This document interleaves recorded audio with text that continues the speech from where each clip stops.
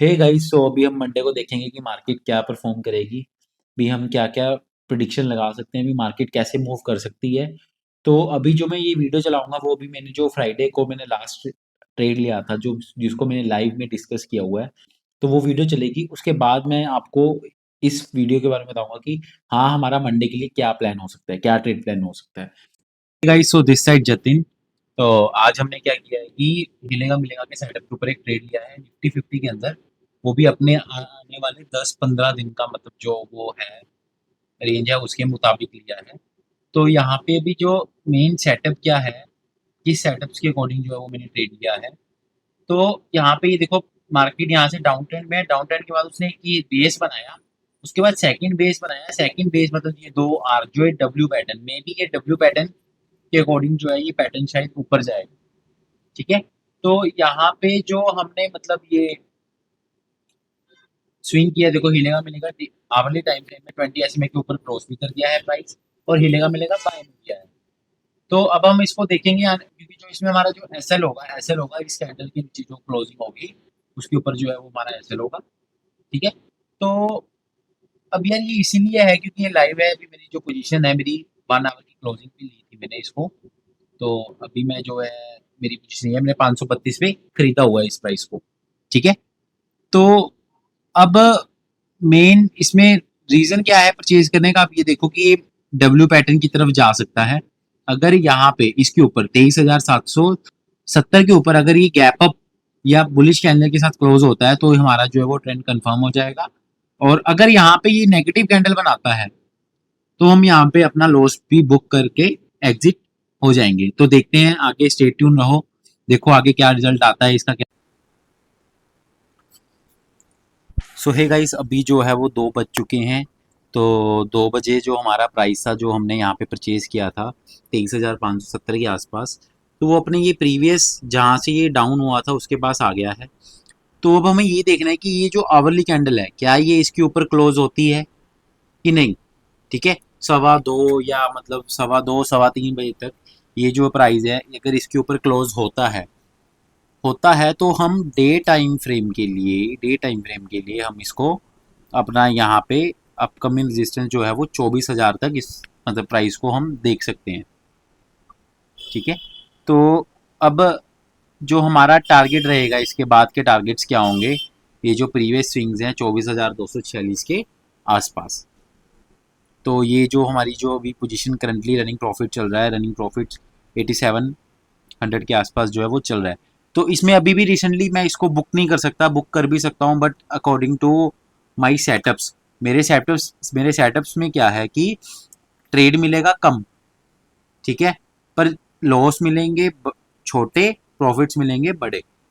तो वही है कि अब हमें मेरे को ये नहीं सोचना कि मेरे को डेली ट्रेड करना है। मेरे लिए सेटअप क्या काम है कि चाहे मेरे को पास 1 मंथ में एक ही ट्रेड आए, बट वो ट्रेड ऐसा लूँ कि मैं उस ट्रेड्स को मैं अपनी मतलब प्रॉपर सेटअप्स मेरे फॉलो हो रहे हो कभी भी। अब यार मोस्टली क्या प्रॉब्लम आती है कि पीछे यार काफ़ी मतलब जैसे कि लोगों को ये होता है कि यार ट्रेड नहीं मिला यार, ये हो गया वो हो गया। तो उस करके मैं पैनिक हो जाते हैं, पैनिक में ये गलत ट्रेड ली जाती है। तो ये चीज़ को भी थोड़ा सा जो है वो ध्यान में रखना है। ठीक है, तो अभी मैं नेक्स्ट फिर अपडेट करूंगा अभी क्या कैसे सीन करना है इसको। ठीक है, यस गाइस, तो अभी जो मेरे माइंड में क्या चल रहा है कि इस ट्रेड को देखकर क्यों, क्योंकि जब बंदे के पास प्रॉफिट हो जाता है ना तो एक ग्रीड भी आती है, एक कुछ पॉइंट मिस होने का भी आता है। तो यहाँ पे मैं 2 चीज़ें क्लियर करूंगा कि देखो, या तो मैं ये प्रॉफिट लेके घर चला जाऊं, ठीक है, या मैं इसको होल्ड करूं। क्यों? बिकॉज अभी सब कुछ फाइन लग रहा है, सब कुछ ठीक लग रहा है। तो अगर हम इसमें डे टाइम फ्रेम में देखें तो डे टाइम फ्रेम में प्राइस जो है अभी 20 मूविंग डे एवरेज के ऊपर क्लोज नहीं हुआ है। इतनी बात समझते हो? ठीक है, तो लास्ट टाइम जब प्राइस ऊपर आया था टच किया 20 SMA को, डाउन हो गया। तो यहाँ पे भी डाउन हो सकता है, may be tomorrow gap up open हो, गैप अप ओपन होने के बाद वो डाउन आ सकता है। ठीक है, ये सिनेरियो भी हो सकता है।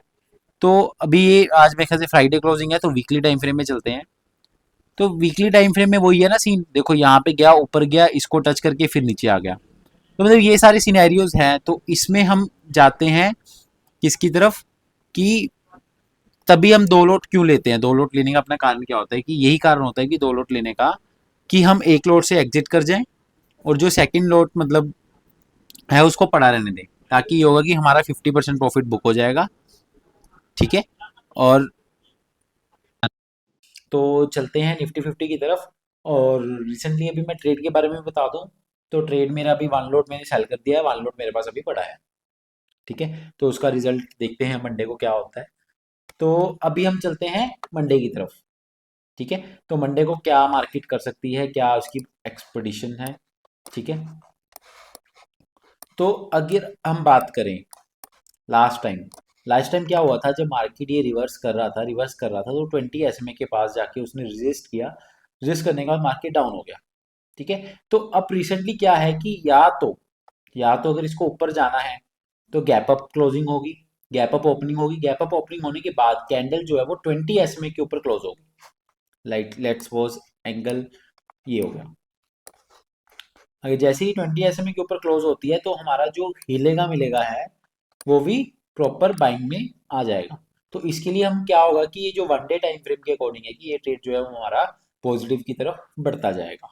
अगर इसको गिरना होगा, अगर मान लो सपोज करो अगर इसको गिरना होगा तो ये क्या करेगा, या तो ये गैप अप ओपनिंग लेगा, ठीक है, गैप अप ओपनिंग लेके ही रेड कैंडल बना देगा।